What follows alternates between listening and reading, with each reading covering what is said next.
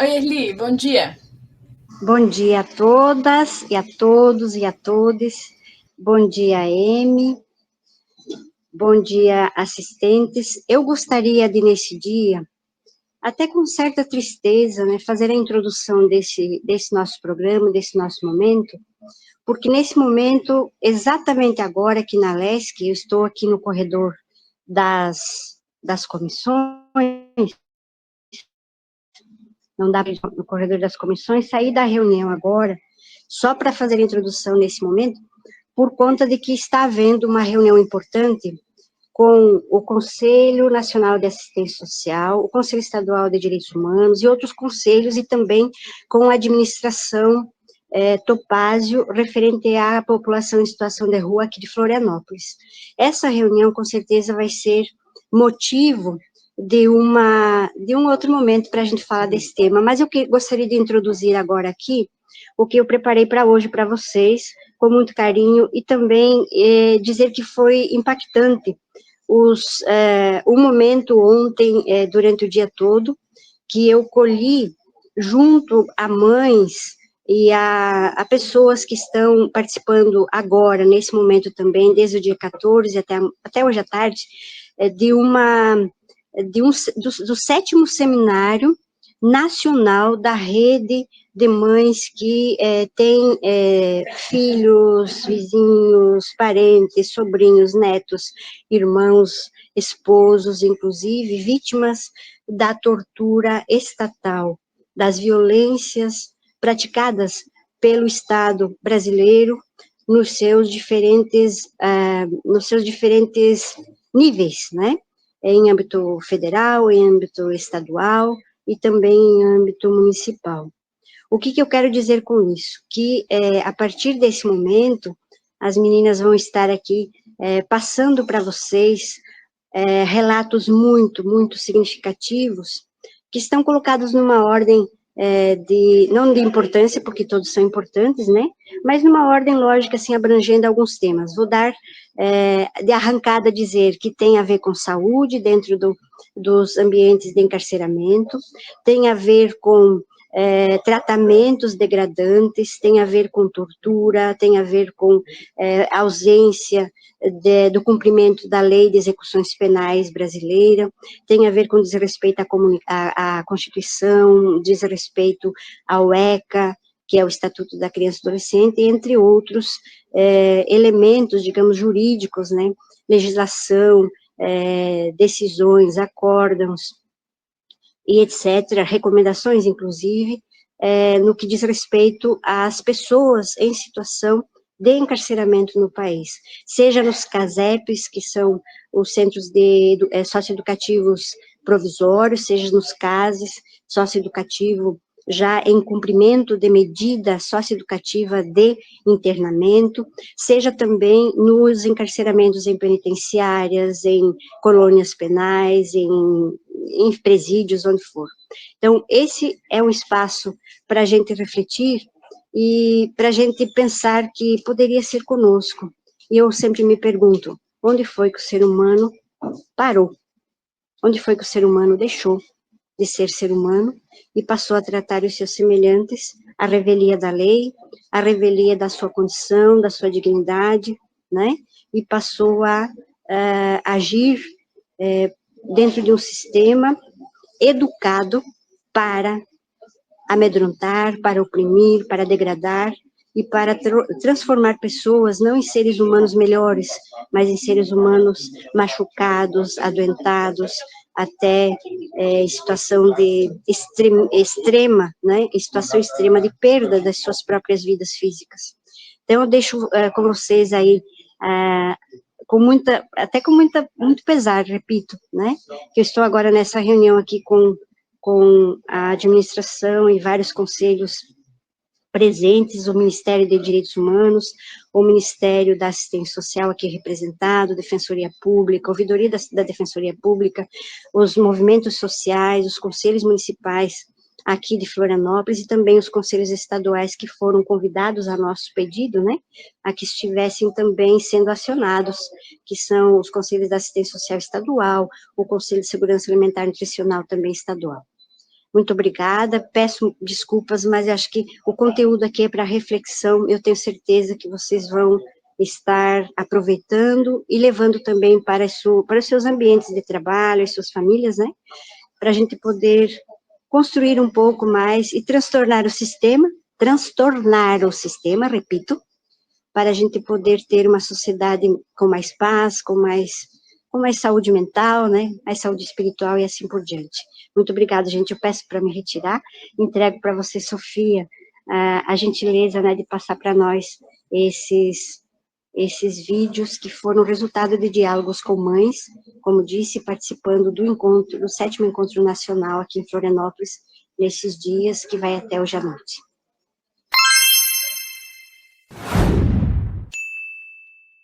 Meu nome é Hélida Pereira da Cruz Dutra, eu sou de Palmas, Tocantins. O que aconteceu na minha vida de desrespeito aos direitos humanos, que eu estou nessa luta, nessa briga, que eu faço protesto lá na minha cidade, onde aconteceu isso, né, que é Palmas. Eu sou mãe de um rapaz que foi preso injustamente, e ele era inocente. Ele adoeceu lá dentro do presídio, ficou 14 dias doente. Eu não fiquei sabendo que ele estava doente, nem a advogada foi noticiada também. Não tivemos acesso a ajudar ele na questão da saúde, até mesmo levar um medicamento se fosse necessário, ou pagar um exame se fosse necessário. O Estado que estava cuidando dele negligenciou a saúde dele, porque quando a gente pega os prontuários médicos, não deram os atendimentos necessários para ele. Ele morreu com pneumonia bacteriana e asepsia, e não tem nenhum raio-x dele, não tem nas receitas médicas, nos prontuários dele, nenhum tipo de medicamento que tratasse essa doença. E ele ficou 14 dias doente e foi defiando até a morte. Eu digo que foi defiando até a morte porque não teve tratamento. Nos últimos dias ele não aguentava mais ficar em pé, ele já fazia cocô sangue, ele vomitava sangue, sentia muita dor abdominal, rígido, né, por causa da asepsia. Eu nem sou médica, sou leiga em tudo. Mas se a gente pesquisar no próprio Google, a gente sabe esse tipo de coisa. Então, assim, e a gente o tempo todo sem saber de nada, eu aguardando a próxima vez, que eu visitei ele dia 18 de setembro, e eu estava aguardando a próxima visita, que ia ser em outubro, que era uma vez por mês a visita, no parlatório. Nesse 1 ano que meu filho ficou preso, eu nunca mais abracei meu filho, e depois da morte, eu fui pegar ele morreu 4 horas da manhã, me avisaram 9 horas da manhã, e eu fui lá ver o corpo do meu filho já gelado, numa maca de necrotério, com a própria roupa do presídio, e a sandália em cima do corpo dele, a sandália havaiana lá do presídio. Eles não tiveram um pingo de consideração comigo, e muito menos com meu filho, porque ele passava muito mal, ele já estava nos últimos dias, como eu falei, fazendo cocô sangue, vomitando sangue, sentindo muita dor abdominal, estava muito magro, tanto é que na autópsia dele ele estava desidratado, desnutrido, e todos os órgãos dele estavam comprometidos. Tinha muita mancha no pulmão, o médico legista falou, que não se sabe se era só da doença ou se de algo a mais, né? Então, assim, foi todo tipo de negligência. Nós não sabíamos que ele estava doente, nem mesmo para tentar socorrer, para dar um remédio. A advogada também não foi notificada sobre a doença dele.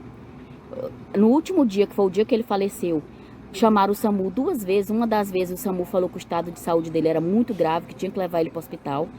Foi negado o SAMU levar. Como o estado dele piorou mais tarde, tipo umas 4 horas depois da primeira chamada do SAMU, não tinha médico no presídio. O enfermeiro chamou o SAMU novamente e o SAMU falou assim: agora vocês vão deixar a gente trazer ele para atendimento? O enfermeiro falou sim. E aí quando pegaram meu filho nas imagens mostra meu filho já desmaiado, a pressão 8/4, ou era 8/6, uma coisa assim, já estava em choque, meu filho. Então, assim, quando chegou no pronto atendimento lá, ele ainda foi entubado, mas morreu, teve parada cardíaca e faleceu. 22 anos quando ele faleceu. Ele foi preso em outubro de 2021, acusado de tráfico de droga, mas eu tenho plena certeza que ele foi preso por ser negro, jovem e tatuado. Ele foi vítima de preconceito da polícia. Por quê? Porque ele foi provado, a advogada provou a inocência dele, mas isso levou 1 ano para ele. O alvará de soltura dele saiu na sexta-feira, não chegou até o presídio, o alvará de soltura na mesma sexta-feira, Foi chegar na segunda-feira, 3 horas da tarde, quando eu já estava velando meu filho, porque ele morreu na madrugada de domingo para segunda. Eu só fui avisada 9 horas da manhã. Aí eu fui lá no necrotério para pegar o corpo do meu filho gelado, sem eu nem saber que meu filho estava doente. Não houve atendimento médico e só entregaram o corpo do meu filho. Que eu me perdi, né?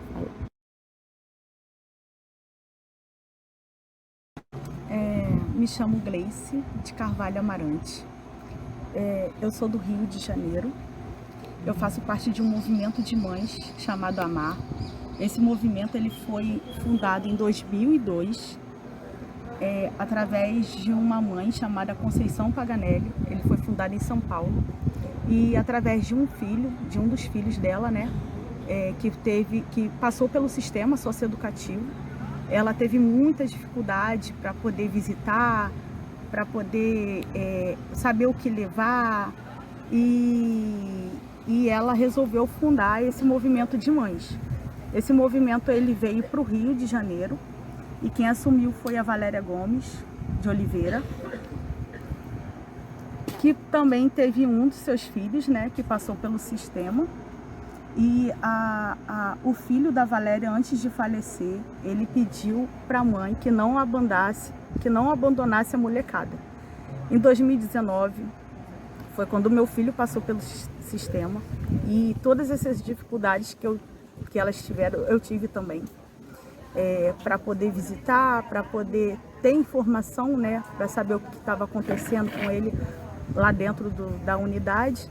E eu conheci a Valéria, que faz parte desse movimento, e ela foi uma pessoa que me ajudou muito. Meu filho ele sofreu agressão lá dentro e eu lutei muito para poder tentar pelo menos mudar ele de unidade. Eu não consegui, e eu conheci a Valéria e foi aí que ela me levou até a juíza e eu consegui tirar meu filho de lá. Então eu fiz uma promessa a ela, falei para ela que eu ia entrar com o movimento e que eu ia ajudar ela, ajudar outras mães na mesma dificuldade que eu tive. E desse encontro que eu tiro é aprendizado, fortalecimento, para continuar na luta, né? E é isso. O sistema com o nome socioeducativo não tem educação nenhuma, porque eles ficam encarcerados o tempo todo. Eles não têm atividade, não têm um curso, a escola eles não aprendem nada. O meu filho ele passou 2 séries sem aprender nada, nada. E é assim que funciona. Eles são agredidos o tempo todo, eles são esculachados pelos agentes, e é essa a socioeducação que eles dão.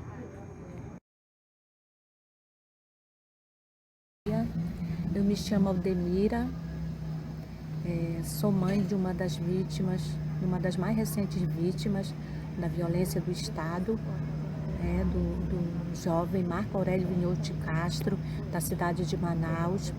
Então, o Estado do Amazonas não é diferente do que acontece do resto do Brasil. Então, o índice de violência é alto também no Amazonas. Segundo consta, o Estado do Amazonas é um dos estados mais violentos do Brasil, né? Não é diferente da média do Brasil, é um dos considerados um dos segundos estados mais violentos do Brasil, questão de segurança, né? Segundo os dados atuais, dados, né, estatísticos recentes, foi constatado que o Amazonas consta como o segundo estado mais violento do Brasil, né? Então, a violência contra os jovens, principalmente de periferia, é uma coisa gritante, né? Principalmente por esses agentes do Estado, tá? Então, isso daí não difere do resto do Estado. Então, nós estamos aqui nesse encontro, né? 7º encontro da Rede Nacional de Vítimas do Estado, né? Vítimas contra o terrorismo do Estado. Nós estamos aqui, né, pedindo apoio, né, para a nossa rede, do nosso Estado, do Amazonas, né, para que acabe, né, com essa exterminação, esse extermínio dos nossos jovens. No Amazonas, nós somos apoiados pelo grupo movimento entre elas, né? Mas é esse grupo que vai nos dar base para que nós construamos o nosso coletivo do Amazonas mesmo. Quantas pessoas mais ou menos estão envolvidas nesse coletivo? 80 pessoas. Um número bom, né? É. Bom para coletivo, mas péssimo para os dados, né? Isso que você acaba de mencionar. E qual é a expectativa de vocês nos próximos anos, nos próximos meses de encaminhamento junto ao coletivo? Olha, nós viemos buscar apoio nesse momento, né? Apoio da rede nacional, né? Para nos dar apoio nos nossos estados, né? Aqui todos estão com esse objetivo. Nós também somos diferentes. Nós procuramos apoio através da rede nacional para que o nosso movimento se fortaleça cada vez mais.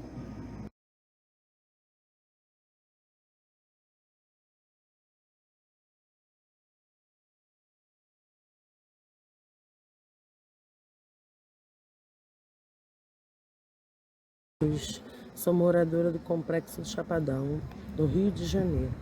Perdi meu primeiro filho em 2015, que é o Cleiton, que é o mais velho, com 18 anos de idade, alvejado na cabeça, com 10 dias internado, ele veio a óbito, acusado de ter assaltado. Eu fui levantando a minha autoestima, minha vida, e com 8 anos de idade o Cleiverson entrou na luta a favor do irmão dele, por justiça, né? E ele virou o filho da luta. Ele virou um garoto que estava sempre ali nos nossos atos, nas nossas repúblicas, de tudo, mas o Estado foi mais forte, né? E o Estado é mais rápido nessas partes. Ele foi lá e tirou e cefou a vida do meu filho com 4 tiros no dia 8 de fevereiro de 2022. E eu continuei nessa luta porque eu não tive luta. Eu não tive luta. O meu luto é sair e lutar. Meu luto é sair e lutar. Eu não tenho momento nenhum de parar para ter luto.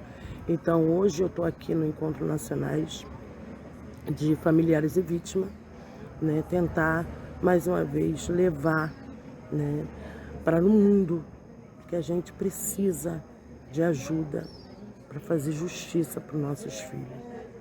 O Cleiverson e Cleiton presente, hoje e sempre. O apelido carinhoso dele era Bobô, né? É um apelido que eu coloquei quando ele nasceu.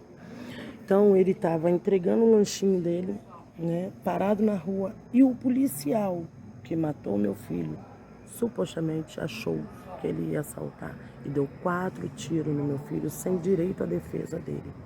O meu filho caiu sem um socorro médico, sem perícia, sem nada. E hoje eu luto para provar que meu filho era inocente.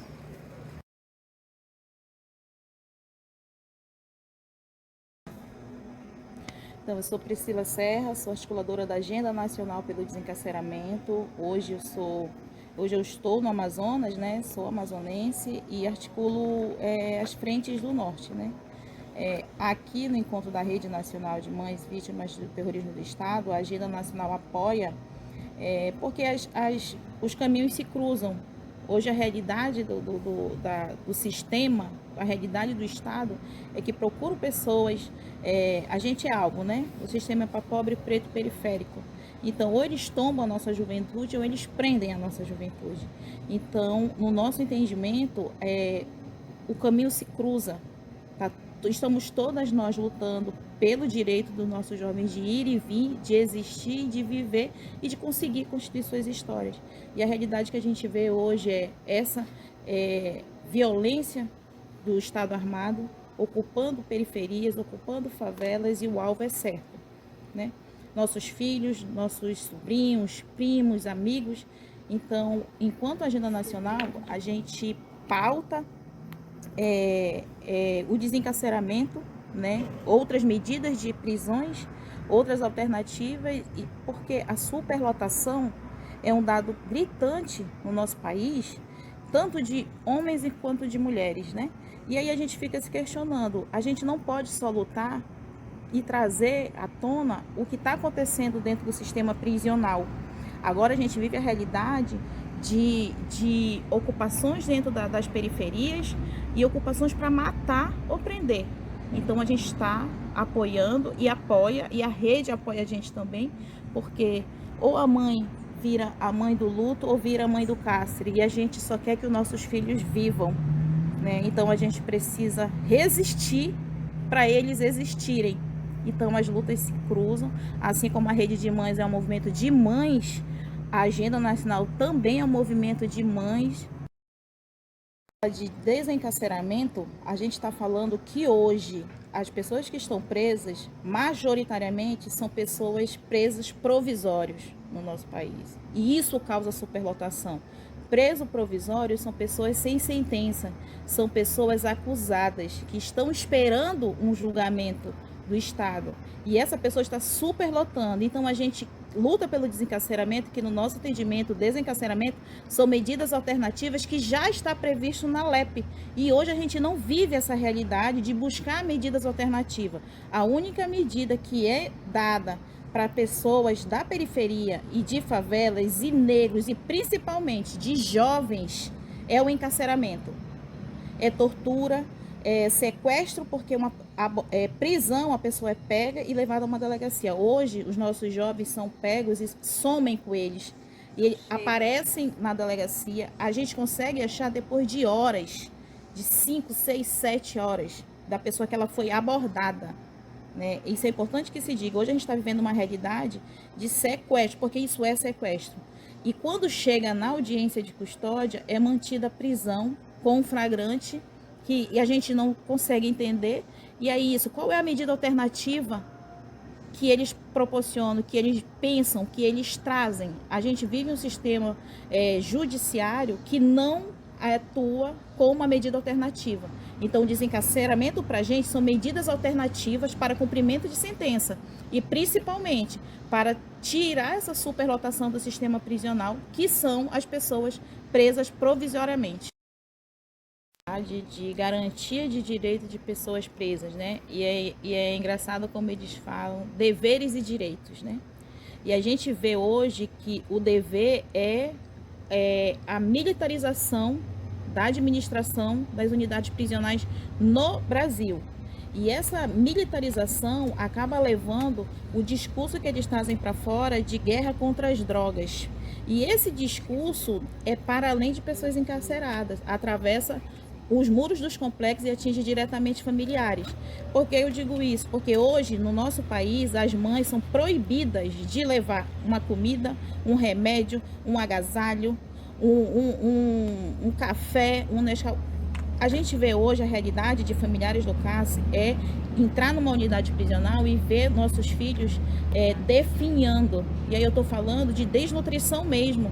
São comidas ruins, comida azeda, comida com coisas que não era para ter, rato, coisas de bombril.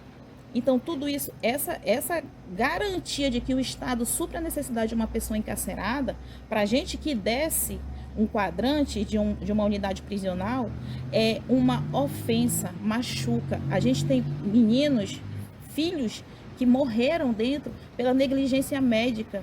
A gente tem filhos que estão ali querendo só um analgésico. Ai, vai querer um analgésico, coitado, tá com dor muscular, mas vai pegar uma revista do JIP, da COSI, como é que tem em outros estados, são outros nomes, né? Que são os grupos de intervenção penitenciária. É um grupo que entra fazendo uso abusivo de armamento menos letal. Nossos jovens precisam tomar medicação. E a familiar hoje é proibida de levar qualquer tipo de insumo, seja de higiene pessoal, seja de higiene mesmo de ambiente, né? A gente vê um número gigante de pessoas com doenças de pele. Por quê? Porque eles não entregam material para higienização do local. Quando nós precisamos fazer esse recorte para essa negligência e essa invisibilização de familiares no sentido de manter os nossos filhos minimamente em condições que eles possam dormir, se alimentar e fazer cuidados básicos com dor de cabeça, com dor muscular, com dor nos olhos, porque o uso abusivo do spray de pimenta tem trazido vários problemas, porque a gente vive isso na vista de pessoas encarceradas, porque o spray de pimenta é usado como se fosse uma coisa mais natural da vida, e hoje a gente não pode levar sequer um vidro de soro fisiológico para eles lavarem a vista. Sou a Eliene Vieira, do Rio de Janeiro. Sou integrante do Mecanismo Estadual de Prevenção e Combate à Tortura do Rio. O Mecanismo do Rio é o primeiro do Brasil. Ele surge a partir da Lei 5.778, do Protocolo Facultativo da ONU, onde o Brasil foi sancionado e teve que criar comitês e mecanismos de prevenção e combate à tortura. O papel do mecanismo é fazer fiscalização em espaços de privação de liberdade. A partir dessa fiscalização, elaborar um relatório. Esse relatório é enviado para os órgãos competentes que têm a atribuição de fazer com que as políticas públicas aconteçam dentro do sistema. Quando não há resposta a partir do relatório das recomendações do mecanismo, porque o mecanismo também faz recomendações para os órgãos, né? E a gente faz esses relatórios, e quando a gente não tem resposta desses relatórios, e isso leva um tempo, claro, a gente remete esse relatório e as recomendações para a Corte Interamericana, onde também tem a atribuição de fazer fiscalização em espaços de privação de liberdade, onde os países que são signatários da Corte têm como atribuição seguir os protocolos da ONU, da Corte e por aí vai.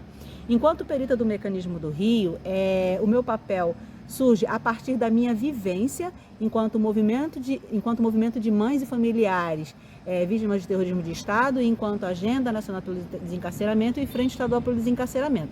Porque apesar de ser uma integrante do mecanismo estadual e o mecanismo ser um órgão de Estado, eu sou uma mãe do cárcere. Eu tive um filho que foi aprisionado durante 3 anos e a partir da minha vivência no cárcere eu passo a ser perita do mecanismo, passo a ser uma especialista nos espaços de privação de liberdade. Hoje a gente está aqui em Santa Catarina, basicamente em Florianópolis, para apoiar o encontro da Rede Nacional de Mães, porque tanto o mecanismo quanto o comitê acha de extrema importância que familiares que teve os seus filhos privados de liberdade, familiares que têm os seus filhos assassinados pelo braço armado do Estado, tenham essa compreensão que o mecanismo existe e que também pode ser um órgão colaborativo para que políticas públicas, a partir do desencarceramento, a partir de apoio para as pessoas sobreviventes do cárcere, a partir de apoio para os familiares de pessoas sobreviventes do cárcere, de pessoas que têm... Pode continuar. De pessoas que têm pessoas ainda privadas de liberdade, né, para que elas entendam de fato qual o papel do Estado, porque existe uma lacuna nessa compreensão. A pessoa é privada de liberdade e há um imaginário que a partir da privação de liberdade essa pessoa perde os seus direitos. Não, a pessoa está privada de liberdade e ela está sob custódia do Estado. E o Estado tem por obrigação dar subsídios para que essa pessoa tenha dignidade dentro do sistema. E esses subsídios versam sobre alimentação, sobre água, sobre tratamento, sobre condições dentro das unidades prisionais, dentro das unidades socioeducativas. Então, quando essas pessoas são privadas de liberdade sob custódia do Estado, o que está acontecendo hoje em dia é que o Estado simplesmente encarcera essas pessoas e não garante uma vida digna dessas pessoas. Então fica a cargo da família levar esses subsídios, né? Levar essas coisas para as pessoas privadas de liberdade. Então, essa compreensão do punitivismo, essa compreensão de que pessoas estão sendo punidas a partir de algo que ela cometeu, às vezes fica muito no imaginário dos familiares. Ah, meu familiar está ali, então ele está sendo punido, então eu tenho vergonha de falar que eu tenho um familiar preso, eu tenho vergonha de dizer porque eu posso também sofrer represália, mas isso é um imaginário que foi construído a partir da lógica do Estado, né? Então, o que o mecanismo faz aqui hoje, nesse encontro, é dar elementos para que essas famílias, através do conhecimento, claro, e deixar para essas famílias que elas são sujeitas de direitos, que os seus familiares privados de liberdade são sujeitos de direitos e o Estado não pode ser o violador, ele tem que ser o garantidor desses direitos, né?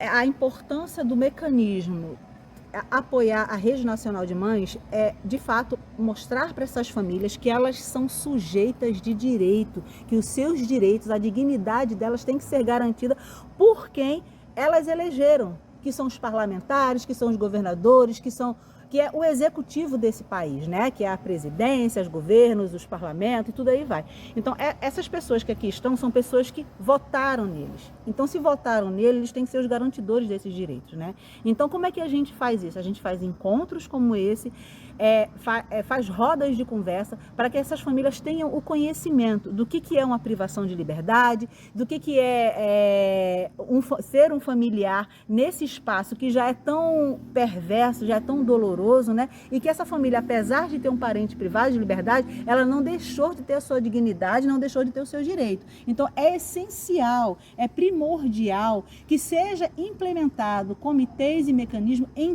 todo o território da lei, que está a implementação dos órgãos, mas é de extrema necessidade qualquer Estado brasileiro que tenha espaço de privação de liberdade, que tenha órgãos que façam essas fiscalizações, que sejam garantidores da dignidade do direito das pessoas privadas de liberdade, né? Que a gente precisa sempre reforçar que a pessoa está privada de liberdade, ela não está privada de direito, ela não está privada da dignidade.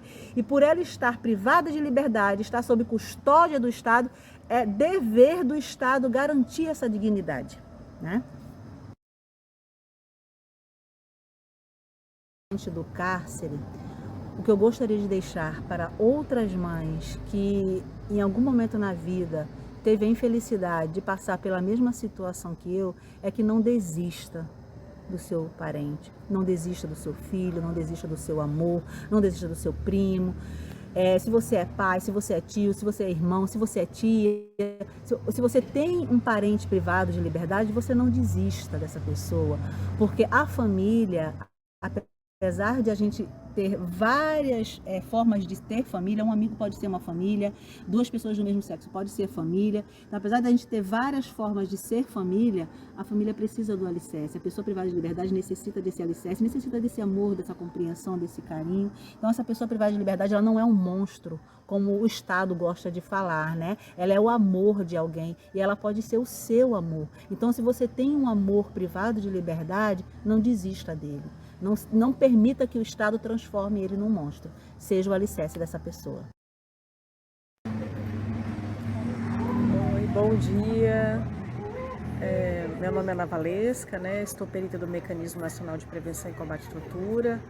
Hoje estou aqui participando desse evento, desse encontro nacional de rede de mães contra a violência do Estado, né?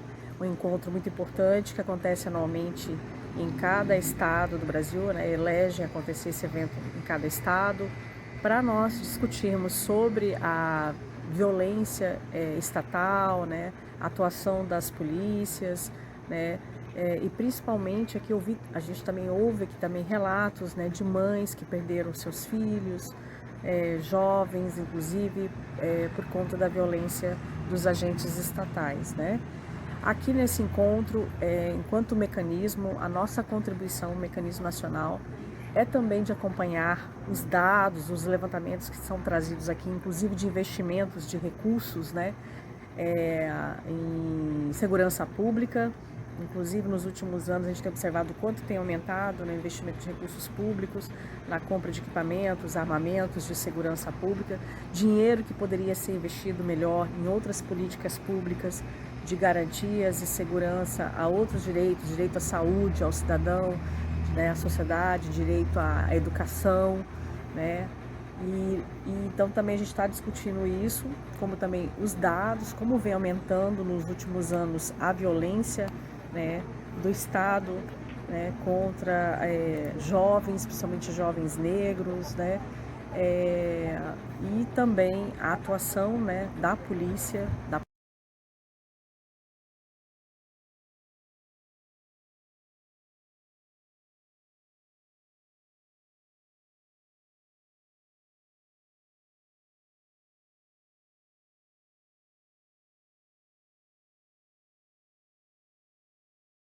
Meu nome é Patrícia, eu faço parte da Rede Nenhuma Vida Menos, que é um movimento social do Paraná que faz o enfrentamento à violência policial em Curitiba e região metropolitana e contribui para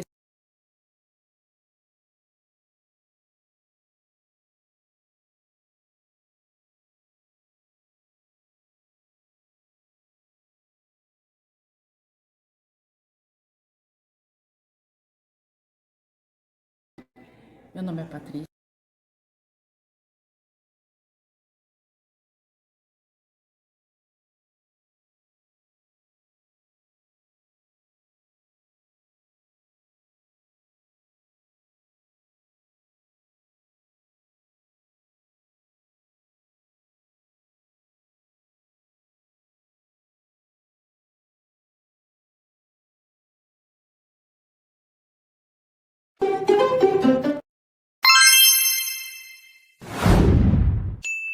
Este programa é apresentado graças aos nossos apoiadores culturais. Sintraceb, FESESC, Sind Saúde Santa Catarina, Sinjusc, Sinergia, Sintracem, Sinasef, Seção Sindical IPSC, Sindprev Santa Catarina, Sintesp, Stiel.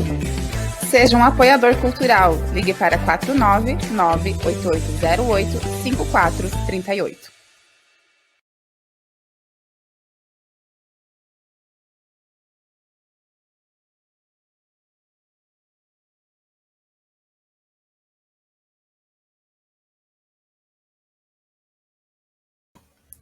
Eu queria pedir desculpa à audiência, porque tá travando os vídeos por conta da internet, penso eu. Mas eu quero avisá-los que todos esses vídeos, excelentes depoimentos de mães, de companheiras que tiveram algum familiar preso, todos esses depoimentos vão estar nas nossas redes do Portal Desacato em seguida. Vou colocá-los esse final de semana, porque são depoimentos extremamente importantes, denúncias, e sobre a vida dessas mulheres que ficam extremamente invisibilizadas, não são escutadas, não são vistas, todo o seu sofrimento e dos seus familiares nas prisões brasileiras.